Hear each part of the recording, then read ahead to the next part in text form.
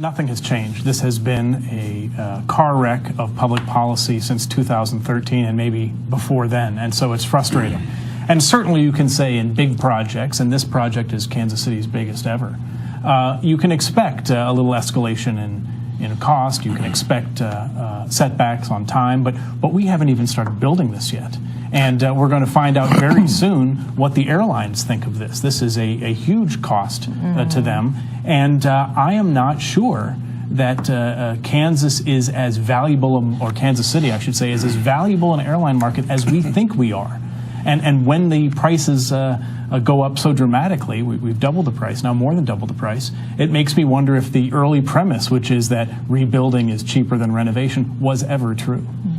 Jim, you've dealt with big projects as the head of the chamber, also on the city council, and you are familiar with these kinds of things. What's your sense of what's going on at KCI? Should we begin to be concerned about the implementation of this plan? Mike, I think a couple of things. First of all, it's important when we talk about cost numbers that we compare apples and apples. So when we compare the $1 billion cost that the voters essentially approved to the $2 billion cost that's in the newspapers today, it's not quite apples and apples, because that $2 billion includes some $400 million in financing costs. That's like the interest on the mortgage on your house. So an apples and apples comparison is more like $1 billion to $1.5 billion. The second thing to note is that the airport project has expanded since it was approved by the voters. The airlines have asked for more gates, more parking, more facilities. So it's a bigger project now than it was before.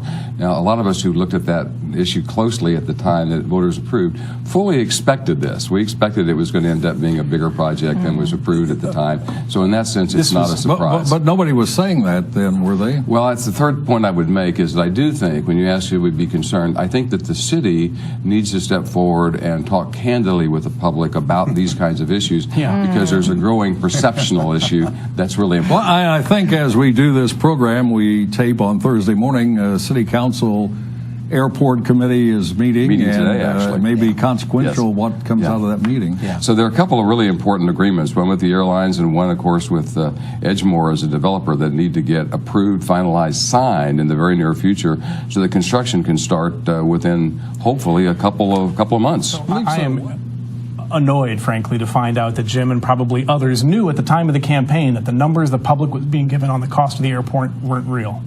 The city should have never had this vote before the people knew exactly what they were being asked to do. But the Kansas City Star and civic leaders just wanted a new airport. They knew the cost was going to be higher, and they just rammed it through. That's disappointing. The second thing is, we're embarking on 35 years of debt to build this airport, but airlines only contract with an airport for 5 years. It is entirely possible that after 5 years, Southwest and other airlines say, you know what, we want to renegotiate, and the taxpayers are stuck with costs.